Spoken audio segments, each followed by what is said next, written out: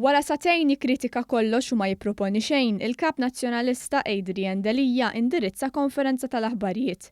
Minkejja l-istaqsa bosta drabi fejn hu surplus fil-konferenza tal-aħbarijiet Delija prova jieħu mertu tal-għaqal li mexa bih dan il-gvern biex jirreġistra t-tielet surplus konseguttiv fil-finanzi pubbliċi tiegħu.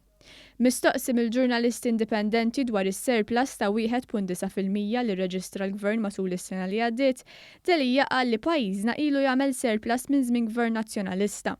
Dan meta mistoqsi xi pjan għandu sabiex pajjiżna jibqa' jirreġistra surplus jekk xi darba jkun Prim Ministru.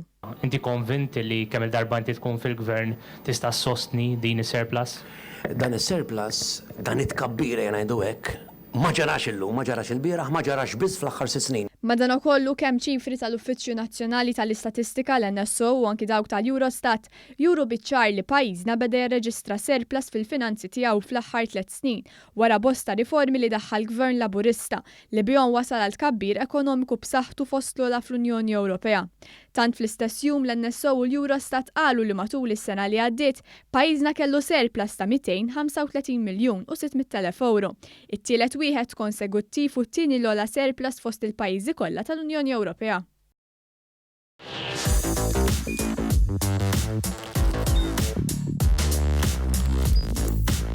Idħol fuq one.com.mt u hemmhekk tista' tara l-programmi kollha li jxandru fuq One permezz ta' One Play.